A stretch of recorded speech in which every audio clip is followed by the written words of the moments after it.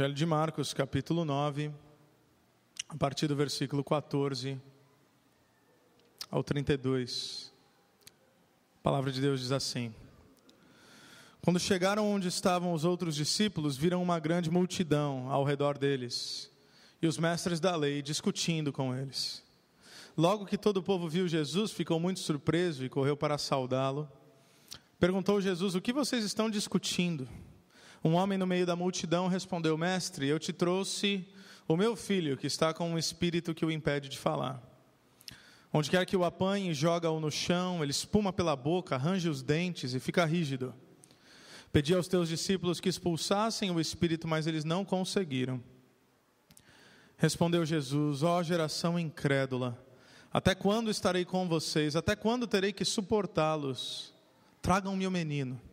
Então eles o trouxeram.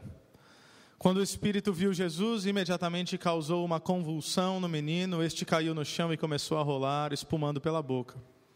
Jesus perguntou ao pai do menino: há quanto tempo ele está assim? Desde a infância, respondeu ele. Muitas vezes esse espírito tem lançado no fogo e na água para matá-lo, mas se podes fazer alguma coisa, tem compaixão de nós e ajuda-nos. Se podes, disse Jesus, tudo é possível àquele que crê.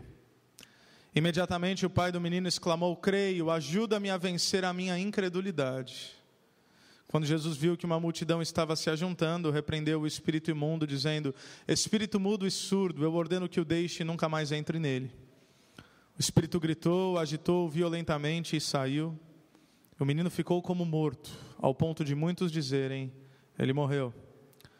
Mas Jesus, tomando pela mão, e o levantou, e ele ficou de pé. Depois de Jesus ter entrado em casa, seus discípulos lhe perguntaram em particular: por que não conseguimos expulsá-lo? E ele respondeu: essa espécie só sai pela oração e pelo jejum. Eles saíram daquele lugar e atravessaram a Galileia. Jesus não queria que ninguém soubesse onde eles estavam, porque estava ensinando os seus discípulos, e lhes dizia: o Filho do Homem está para ser entregue nas mãos dos homens. Eles o matarão, e 3 dias depois ele ressuscitará.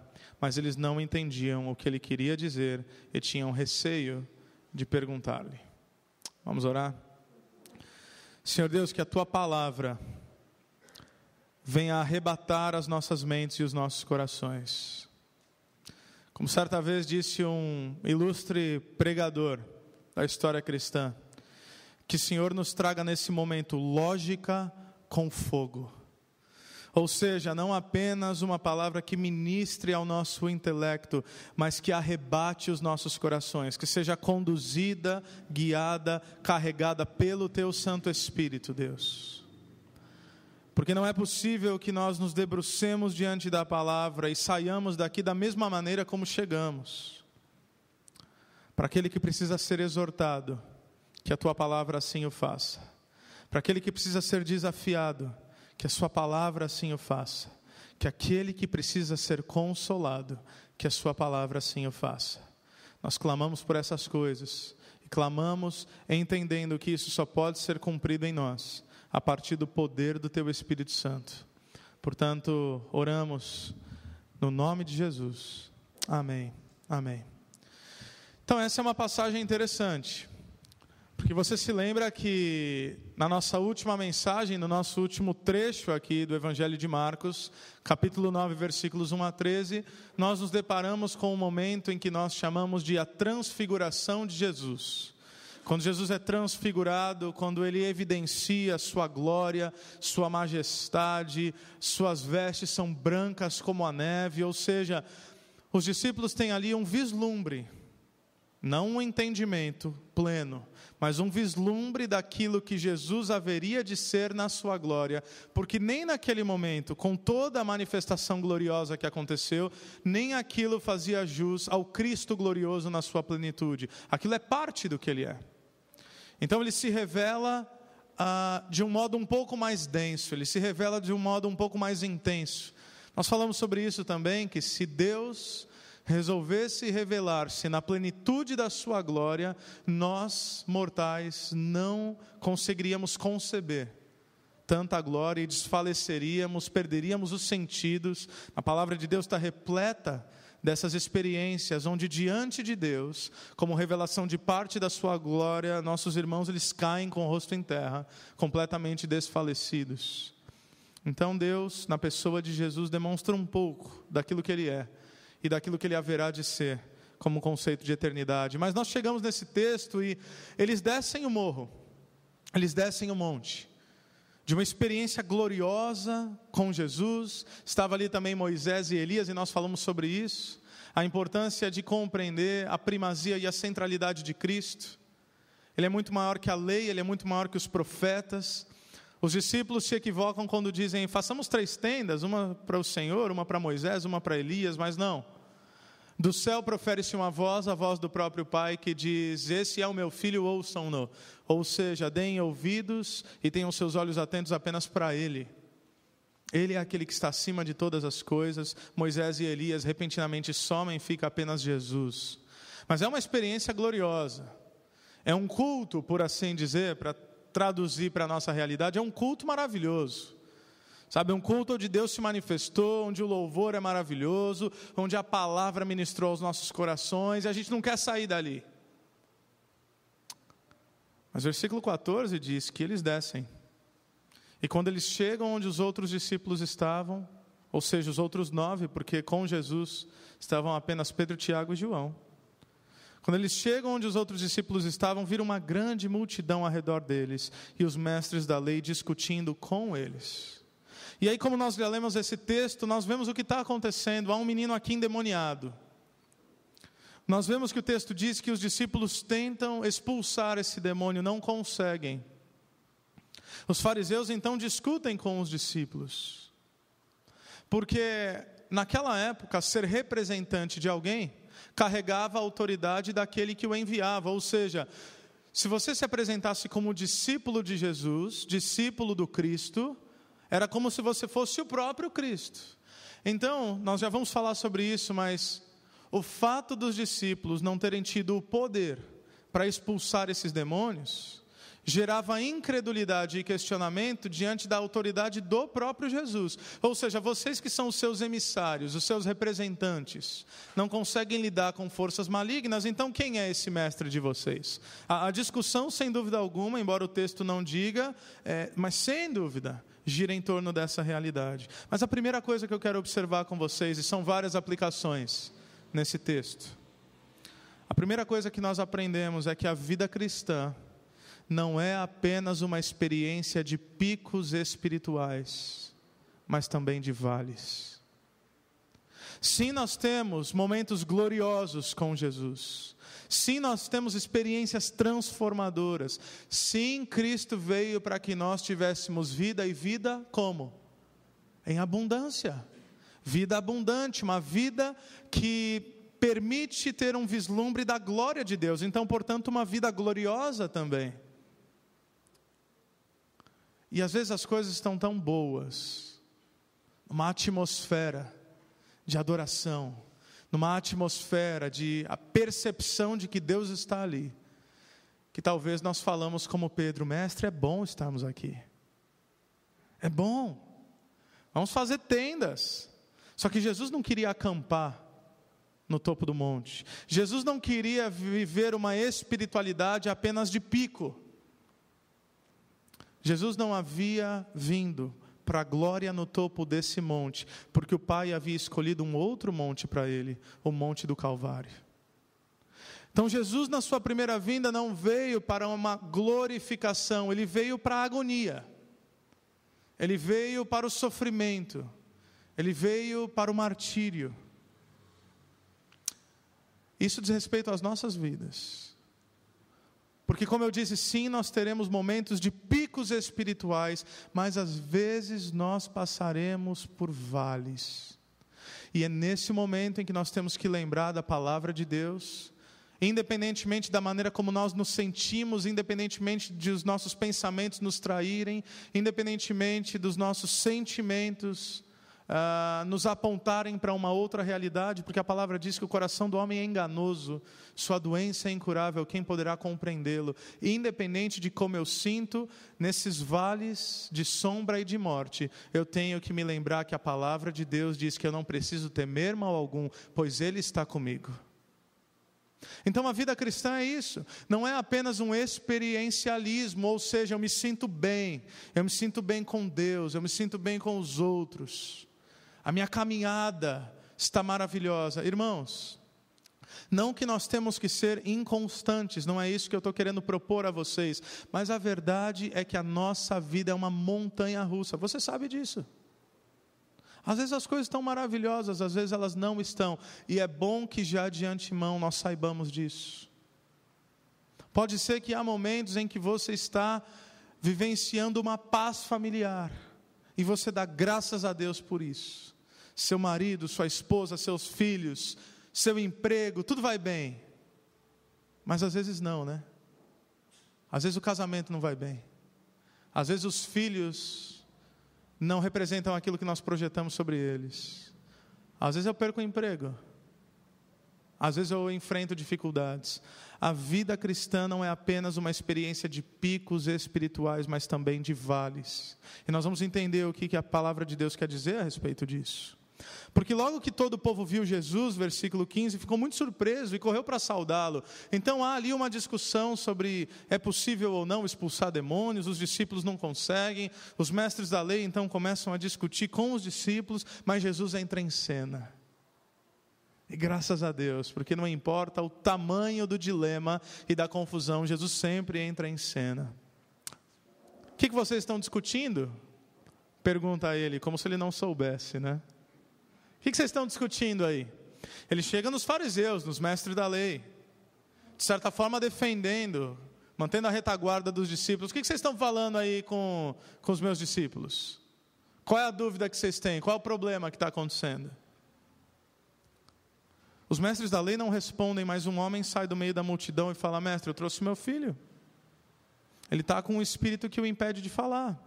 Onde quer que o apanhe, ele joga o menino no chão, o menino espuma pela boca, ele range os dentes, ele fica duro. E eu pedi aos teus discípulos, Jesus, que expulsassem esse espírito, mas eles não conseguiram. Segunda verdade que nós vemos nesse texto é que Jesus nunca enxerga o sofrimento humano como uma interrupção na sua caminhada. O que isso quer dizer? Jesus acabara de ser transfigurado, um momento de ápice de espiritualidade. É o primeiro momento, e na verdade o único momento, nessa primeira vinda de Jesus, onde ele de fato demonstra a sua glória de maneira visível. É claro que ele haveria de demonstrar a sua glória a partir da ressurreição, mas não dessa maneira transfigurada, não a partir dessa metamorfose física. Esse é o único momento. E aí Jesus desce quase que flutuando. E aí o que acontece? Já vem alguém e fala: ô Jesus, me ajuda aí, porque eu estou com um problema. Parece tão simples, mas é tão bom saber que Jesus nunca enxerga o sofrimento humano como uma interrupção. Ele vem direto da glória e ele se depara com o inferno. Ele se depara com a angústia humana. Depois de ter acabado de ouvir a voz do Pai Celestial o endossando, dizendo: esse é o meu filho, ouçam-no. Agora ele vê a aflição de um outro pai, que pede pelo seu filho. E a atitude de Jesus, glórias a Deus, não é: pô cara, você está estragando o meu dia, pô. Acabei de vir de um culto aí maravilhoso, você já me vem trazer problema? Às vezes nós somos assim. Graças a Deus Jesus não é assim. E é isso que nós temos que entender, que quanto mais parecidos com Jesus, guarde isso, menos nós enxergamos o sofrimento humano como uma interrupção da nossa caminhada. Mas nós passamos a enxergar a angústia do outro como uma oportunidade de nós levarmos cura. Quando eu me casei, eu nos primeiros anos, eu ainda tenho uma rotina de estudo e de preparação das mensagens, Mas no começo é assim, no momento que eu estava estudando, eu me trancava e a Aline sabia que não era para ela entrar. Porque ela entrar seria uma distração para mim. Ela falou, amor, estou indo estudar, vou ler a Bíblia, vou preparar a mensagem, vou gastar tempo em oração, então você já sabe, hein? Se você me interromper, eu perco a linha de raciocínio. Depois de algum tempo, eu entendi que tolice era isso. Não a tolice de eu separar um momento, porque eu ainda o separo, mas a tolice de realmente, porque vamos falar a verdade, quem faz isso está pensando o quê? No momento eu não entendia, depois eu entendi. Dá licença, porque eu estou aqui numa aura de espiritualidade, que se você adentrar aqui o Santo dos Santos, vai estragar o negócio.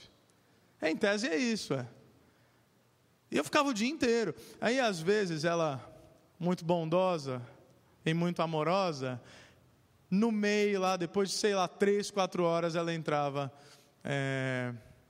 com um copo de cappuccino, um copo de café com leite quente e alguma coisa para eu beliscar. Aí eu olhava assim, ela já entrava pedindo desculpa, coitado, que idiota que eu era, olhando agora, sabe? Falei, gente, que coisa, né? Como que a nossa esposa tem que pedir desculpa para entrar na nossa presença? E ela entrava, ela dava ali copo, café com leite, alguma coisa para comer.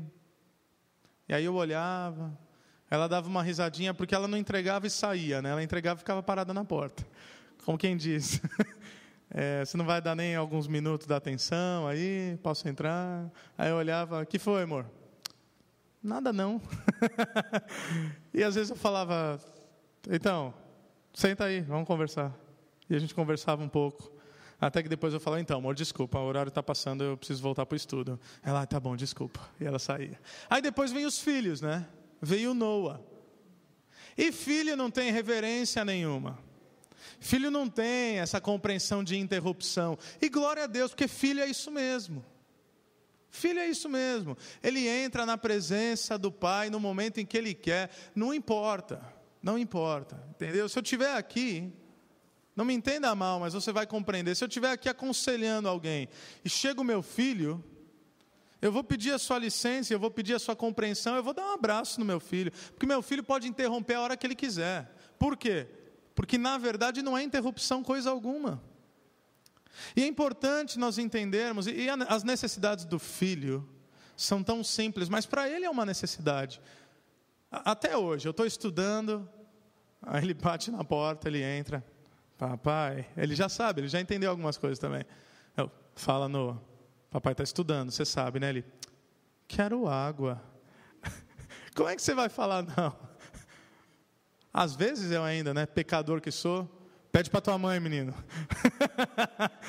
Mas, às vezes, tá bom, filho, peraí, deixa o papai pegar água para você.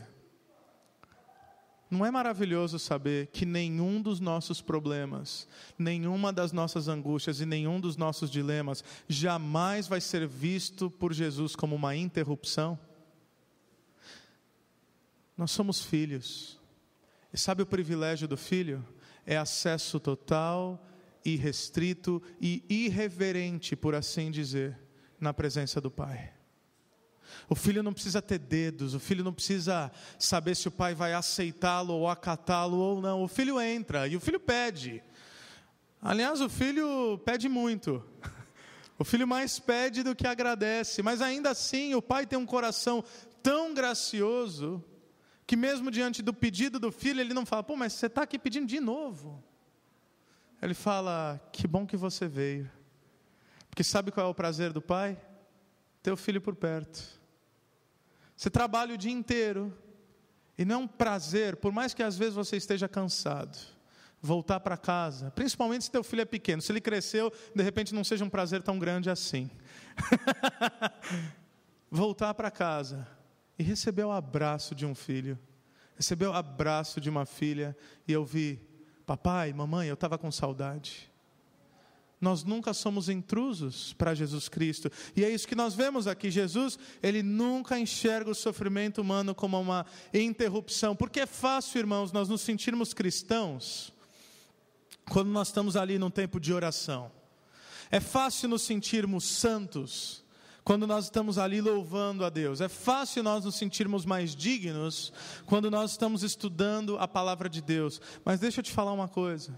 O nosso caráter cristão não é demonstrado apenas quando nós estamos de joelhos, mas quando nós caminhamos em auxílio, em amor e em serviço ao nosso próximo. É aí que nós provamos a nossa fé. Se fosse diferente, o Tiago não havia dito o que ele haveria de dizer no futuro. E o que ele diz? Você tem fé, eu tenho obras. E ele não está dizendo que as obras são mais importantes do que a fé. Aliás, a discussão não é essa.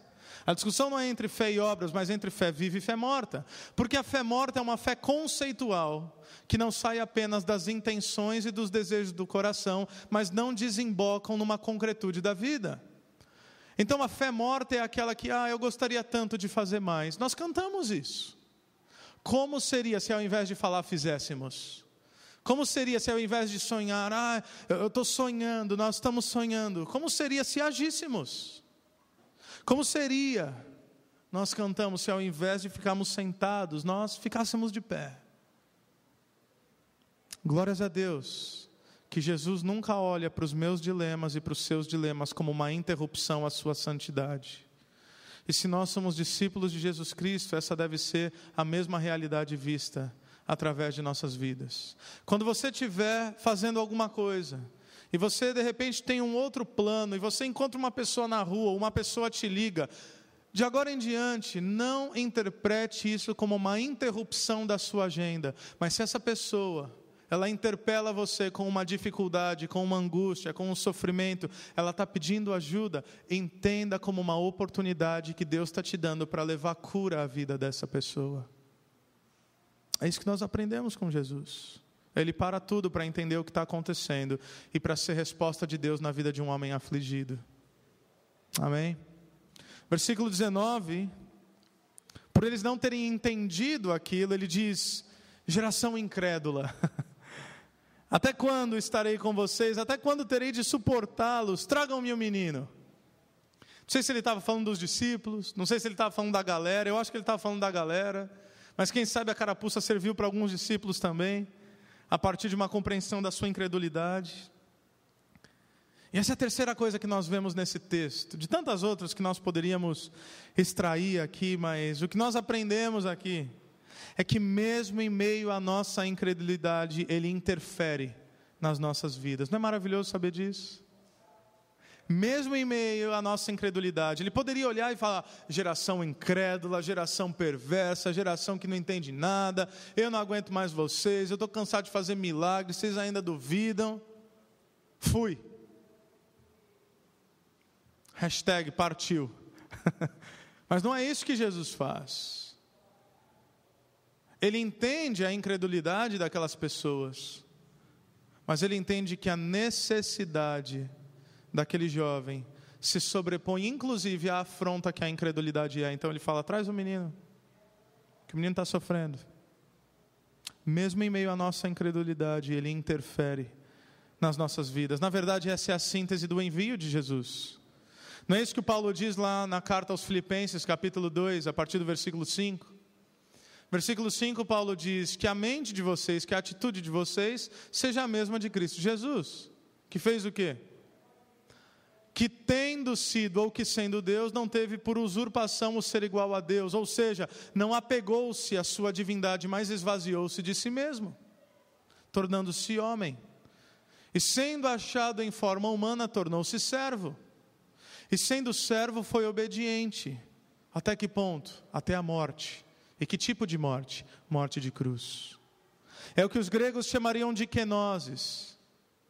Da mais alta posição até o pleno esvaziamento. Foi isso que Jesus fez por nós. Mesmo em meio à nossa incredulidade, Ele interfere em nossas vidas. Então eles trouxeram um menino, diz o versículo 20. E olha que interessante que quando o Espírito vê Jesus, ele parece tentar dar uma última cartada, e eu não sei se até esse espírito de repente tentou matar o menino, porque ele causa uma convulsão no menino, o menino cai no chão, ele começa a rolar, ele espuma pela boca, e Jesus pergunta para o pai do menino, há quanto tempo ele está assim? E meus irmãos, para quem é pai, para quem é mãe, esse texto é de quebrar o coração. Jesus pergunta: há quanto tempo esse menino está assim? A gente não sabe qual a idade dele, mas olha a resposta do pai: desde a infância. Pela simples leitura, nos traz o entendimento de que, embora fosse ainda um jovem, essa situação já estava ali por alguns anos. Porque o pai está falando, desde que ele é pequeno ele sofre com isso.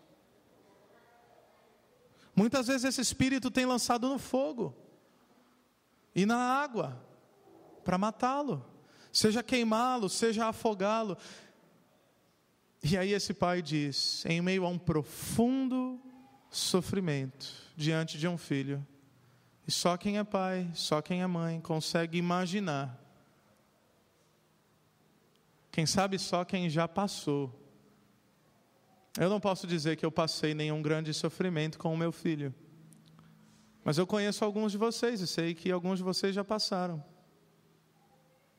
Crianças que foram acometidas de enfermidade, seu coração sangrando, você viajando por um lado e para o outro, tentando dar conta daquilo, esgotando seus recursos, porque não há recurso que seja grande demais para um pai e para uma mãe, né?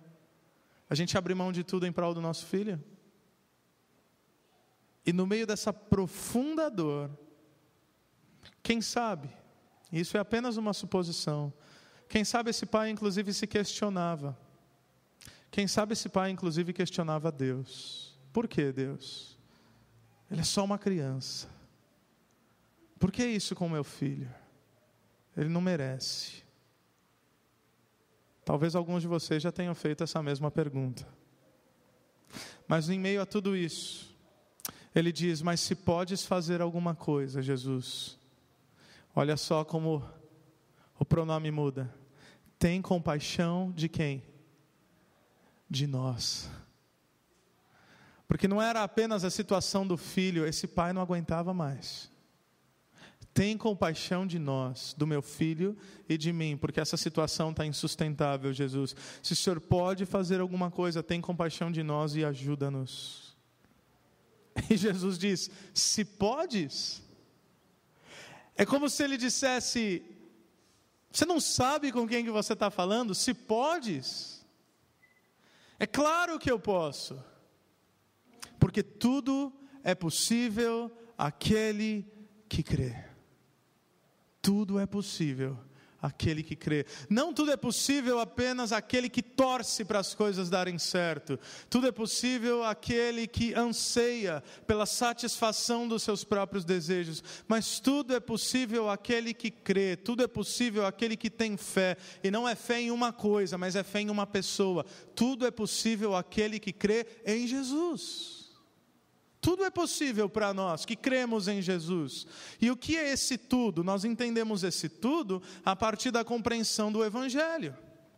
O Tiago nos ensina a orar e ele fala, às vezes vocês oram, e às vezes vocês não recebem a resposta que vocês esperavam, porque vocês oram errado.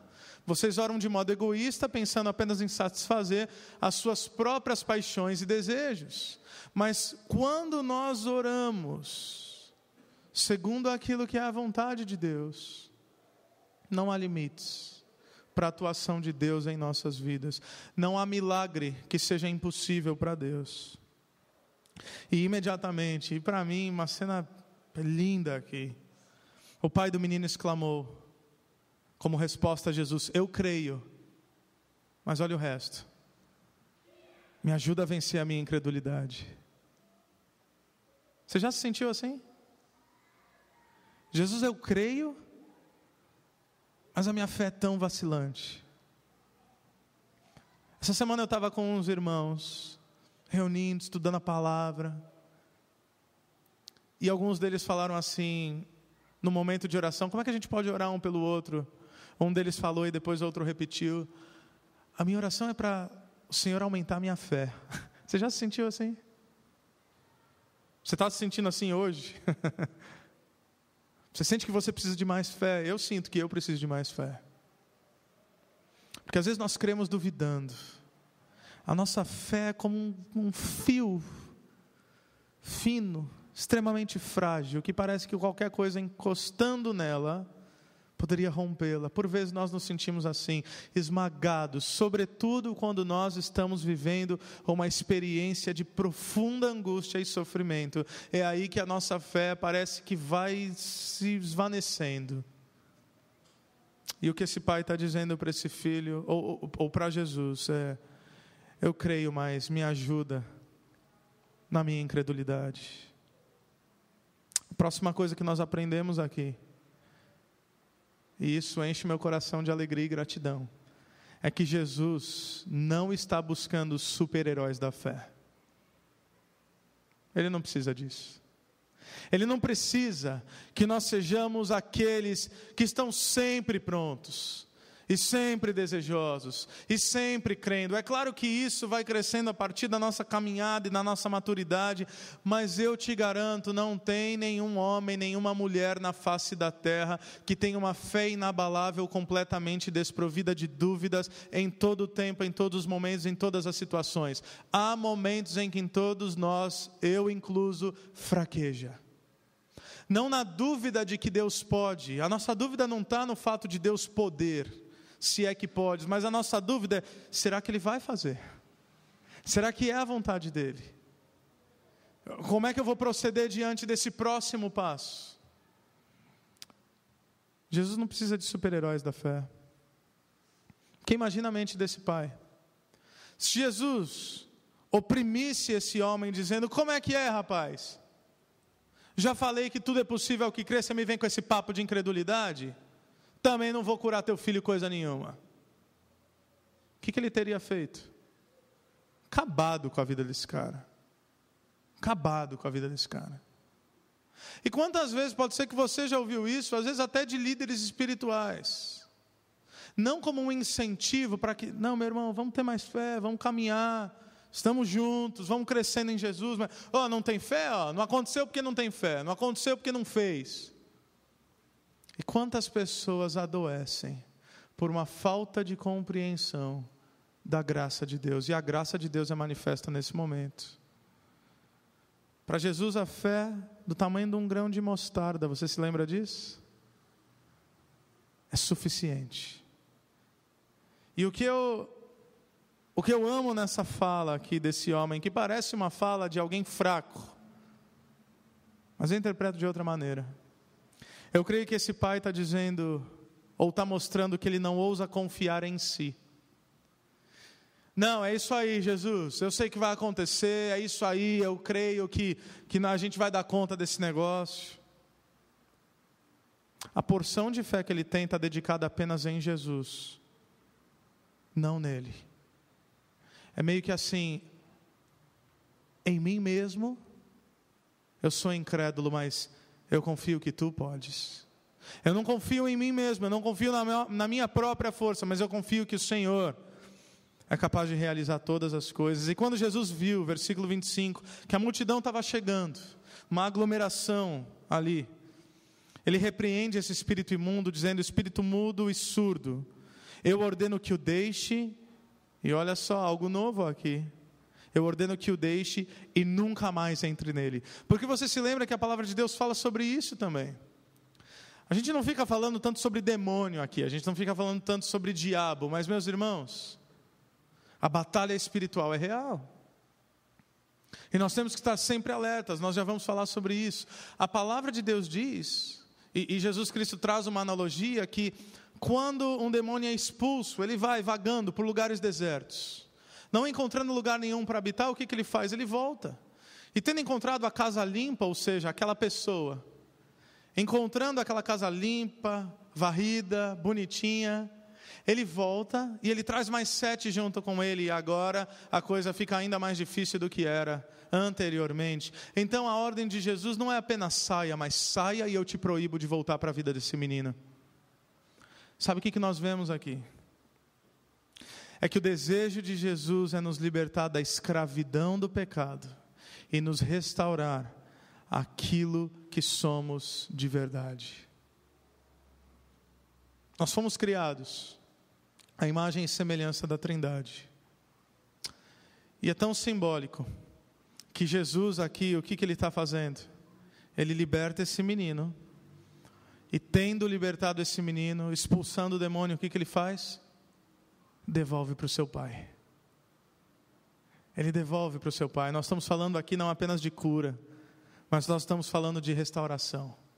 E isso nos lembra do que Jesus fez conosco, porque Jesus é capaz de devolver ao Pai aquilo que o inimigo das nossas almas havia roubado, amém? Nós estávamos perdidos, nós estávamos mortos nas nossas transgressões e pecados, nós estávamos completamente sem qualquer referencial no lamaçal do pecado. E o que Jesus faz? Jesus, ele nos restaura a intenção original do Pai. E lá em João 17 ele vai declarar exatamente isso. O meu desejo, Pai, é que eles sejam um, assim como eu e o Senhor somos um, para que eles sejam um em nós, assim como nós somos um, como eu em ti, o Senhor em mim, eles em nós. Uma unidade agora indivisível, ou seja, restauração plena à vontade do Pai. Saia e não volte mais. E é muito bom saber que quando Jesus ele nos salva, e jamais esqueçam disso, ele lida com o nosso passado, porque é isso que Paulo diz aos Coríntios: o passado ficou para trás, somos novas criaturas, agora tudo se fez novo. Então ele lida com o nosso passado, ele cuida do nosso presente e ele assegura o nosso futuro. Quando ele diz para esse demônio, saia e não volte mais, isso nos traz como aplicação para as nossas vidas aquilo que Jesus fez em nós. Não a partir de uma exorcisão, mas no sentido da libertação que ele realizou em nossas vidas. Depois de Jesus ter entrado em casa, versículos 28 e 29, seus discípulos lhe perguntaram em particular: por que nós não conseguimos expulsá-lo? Então é uma dúvida legítima, né? Então a gente está ali, tentando expulsar Jesus e nada acontece, a gente passa vergonha, os mestres da lei começam a questionar aquilo que nós estamos fazendo, inclusive questionar quem o Senhor é. Aí o Senhor chega, fala com o demônio sai, e como é que é esse negócio aí? Qual a diferença? A gente está andando com o Senhor há tanto tempo. Aliás, eu acho... quero ter cuidado no que eu vou falar. Mas acho curioso, eu não sei de onde é que a gente tira algumas coisas, sabe? Não sei se você já viu uma exorcisão, uma expulsão de demônio. Eu já vi. E era de verdade mesmo, não era esse negócio que a gente vê na TV. Porque na TV o cara entrevista o capeta, né? Qual o teu nome? Onde é que você vem? O que você está fazendo com ele? É a mesma história sempre, né? Ah, estou acabando com a vida dele, vou matar ele, não sei o quê. Eu não acredito naquela palhaçada, com todo respeito. Entendeu? É como um pastor conhecido meu, ele fala: pensa assim que você é um demônio. Tá? Se imagina você agora, sou um demônio. Um exercício de consciência, de imaginação. Se você é um demônio, você domina uma pessoa, você vai levar a pessoa num culto de libertação, na hora que o povo está expulsando o demônio? Você é um demônio muito burro, né? Pelo amor de Deus. Então é claro que existem possessões demoníacas, mas não é essa possessão com hora marcada aí que a gente vê na TV. Aí os caras começam a fazer um negócio, está amarrado. Eu não sei de onde é que eles tiram isso. Queima. Esse é o pior. Porque acho que a maioria de vocês não conhece essa presepada, esse submundo gospel. Alguns de vocês conhecem. Seria cômico se não fosse bizarro. Mas eles perguntam: Jesus, qual que é o segredo aí? Por que o Senhor conseguiu e nós não conseguimos? Não tem método, não tem estratégia, não tem... É uma coisa. Jesus responde, versículo 29, essa espécie só sai pela oração e pelo jejum. Quem é que estava com Jesus lá no topo do monte? Pedro, Tiago e João. Os outros 9 que ficaram lá embaixo, nós não sabemos o porquê eles não subiram. Talvez Jesus não tenha convidado, talvez eles perderam Jesus de vista, talvez eles não quiseram ir. Mas o que acontece? Eles estavam lá embaixo, eles não estavam em oração. Eles não estavam, e Jesus fala inclusive aqui de jejum, né? Esse esvaziamento temporário de alimento como símbolo, na verdade, de eu me esvaziar para não me distrair com as coisas ao meu redor e para mostrar que eu sou saciado plenamente por Deus, porque não só de pão viverá o homem, mas de toda a palavra que procede da boca de Deus. Isso é jejum. E Jesus fala que essa espécie aí, então parecia que era um demônio meio escabroso também. Porque você sabe, a palavra de Deus fala sobre isso, Efésios fala sobre isso, que há castas de demônios. A gente não vai fazer uma demonologia aqui, mas existem principados e potestades e hordas do mal, certo? Então há uma hierarquia no inferno, o negócio é organizado, a verdade é essa. E tem demônios que aparentemente possuem mais autoridade do que outros. Então Jesus fala, esse tipo aí, que eu expulsei, só sai com jejum e com oração. E o que nós aprendemos de modo muito simples a partir dessa fala de Jesus? Que há sim uma consequência quando nós vivemos uma experiência de devoção. Não se trata de um legalismo, meus irmãos. Se torna legalismo quando se torna agenda. Vocês estão entendendo? Tá, eu tenho que orar tantas vezes por semana, tantos minutos ou tantas horas por dia. Eu tenho que ler a Bíblia tantos capítulos por dia. Se eu não ler 5 capítulos, se eu só ler 4, Deus não vai se agradar de mim. Parece uma tolice, mas tem gente que vive assim. Tem gente que acha que se eu não fizer o mínimo necessário para dar uma enganada em Deus, para saciar as crises de carência que Deus tem no imaginário humano, então aí ele vai ficar meio aborrecido comigo e as coisas vão se complicar. Não, não é isso. Agora, oração, jejum, leitura, meditação da palavra de Deus, coisas essenciais à vida cristã, irmãos. Desde pequeno eu ouço a musiquinha, leia a Bíblia e faça a oração se quiser crescer. A gente aprende no Ministério Infantil esse negócio. Leia a Bíblia e faça a oração se quiser crescer. É a receita de espiritualidade. Então não se trata de uma realidade mecânica, mas de uma caminhada íntima, fruto de um desejo verdadeiro. E aí, como aplicação para as nossas vidas, isso significa que às vezes nós nos perguntamos por que em muitas vezes, em muitas batalhas, nós tropeçamos diante daquilo que nós enfrentamos. É simples, porque nós não estamos preparados. E não é estar preparado, tem gente que faz mapeamento de demônio. Gente, esse negócio é uma doideira. E mapeamento de demônio, e aqui essa potestade que age, e não sei o quê. Meu Pai do céu. Você não precisa disso não, dessa neurose. Sabe o que você precisa? Você precisa estar com Deus. Pronto. Está resolvido. Aliás, Deus está com a gente sempre, né? Porque Ele ficou tão perto, mas tão perto, que Ele não se deu conta de ficar do lado. Ele passou a habitar em. Porque é isso, nós somos templo do Espírito Santo de Deus. Então agora onde a gente vai, Deus vai com a gente, porque Ele está dentro de nós. Então não tem como ficar longe de Deus. Às vezes a gente fala, me afastei de Deus. Não, filho, nem que você queira, você não consegue se afastar de Deus. Porque Deus está dentro de você. Você pode sentir-se afastado de Deus, mas Deus nunca estará longe demais. Porque Deus está dentro. Não é isso que o salmista fala? Se eu subir aos céus, ali tu estás. Se eu fizer minha cama no Hades, o Senhor está ali também. Então não tem crise quanto a isso. Onde nós estamos, Deus está conosco, porque Ele resolveu fazer morada dentro de nós. Porém, às vezes nós nos sentimos, eu não acredito que eu caí nisso mais uma vez. Eu não acredito que eu pisei na bola dessa mesma maneira. Eu não acredito que eu fui tolo e eu pequei de novo. Eu não acredito que eu tive essa atitude diante daquela situação. Não é verdade que às vezes isso acontece? E aí Jesus está falando então.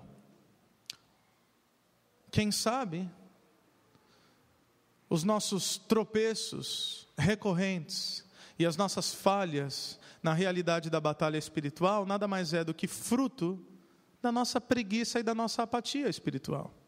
Porque quando Paulo escreve aos Efésios em capítulo 6, ele fala, revistam-se porém de toda a armadura de Deus. Para quê? Para resistirem às setas e aos dardos inflamados do maligno. Quando ele escreve aos Gálatas, capítulo 5, ele fala o quê? Vivam pelo Espírito e, de modo algum, satisfarão os desejos da carne. As consequências de uma vida devocional. E aí eu me lembro de Jesus nos ensinando sobre oração no Sermão da Montanha. Ele fala que quando nós orarmos, nós devemos entrar num quarto, o que ele chama de quarto secreto. E obviamente ele não está falando de uma geografia, que nós só podemos orar dentro de um quarto. É o conceito que Jesus está nos trazendo. Ele diz: quando vocês entrarem no quarto secreto, o Pai que está em secreto o vê. E olha que interessante, nós pensamos e nós fomos ensinados que oração diz respeito àquilo que nós falamos para Deus, não é verdade? Mas oração não diz respeito àquilo que falamos. Oração diz respeito àquilo que o nosso coração demonstra diante de Deus. Porque o Pai não ouve nossa oração, o Pai vê. Portanto, a oração pode ser inclusive silenciosa. Eu creio que é bom nós verbalizarmos a nossa oração a Deus. Mas quando nós entramos no quarto secreto, ou seja, no lugar, no ambiente de oração, a palavra de Deus diz que o Pai não estará, mas o Pai está ali no secreto e o vê. Ou seja, é como se Jesus estivesse dizendo: toda vez que você desejar orar, o Pai já estará ali esperando por você. E é como se Ele dissesse: que bom que você veio mais uma vez. Que bom que você veio falar comigo. Agora a gente pode viver a intimidade do nosso relacionamento. Eles saem daquele lugar, atravessam a Galileia. Jesus não queria que ninguém soubesse onde eles estavam, porque estava ensinando os seus discípulos e lhes dizia: o Filho do Homem está para ser entregue nas mãos dos homens, eles o matarão, 3 dias depois ele ressuscitará. Mas eles não entendiam o que ele queria dizer e tinham receio de perguntar-lhe. Esse pessoal está com Jesus o tempo todo, e eles ainda não entenderam, eles não conseguem conceber a ideia de que Jesus teria que morrer. Eles estão confusos, e eles não têm cara para perguntar para Jesus. Fundamental, nós passamos tempo com Jesus, para entender a sua vontade, para entender o seu coração, para enfrentar as batalhas do dia a dia. Fundamental não apenas para a nossa subsistência, mas o que nós aprendemos aqui, a partir de todo esse contexto, a partir de todas as aplicações, é que Cristo nos leva a experiências de espiritualidade e intimidade com Ele, não apenas para a ministração das nossas vidas, mas para nós descermos o morro, para nós descermos o monte, para o cumprimento da nossa missão. Porque mais uma vez, e eu tenho falado semanalmente isso, mais uma vez, daqui a pouco nós vamos encerrar esse culto. O culto acaba, ou a reunião acaba, mas a igreja continua. E você vai sair por essa porta. E qual vai ser a sua atitude depois de sair dessa porta? Amanhã você começa mais uma semana, com todos os seus afazeres, com todos os seus dilemas, com todas as suas angústias, com todos os seus desafios, mas você conhece a Cristo.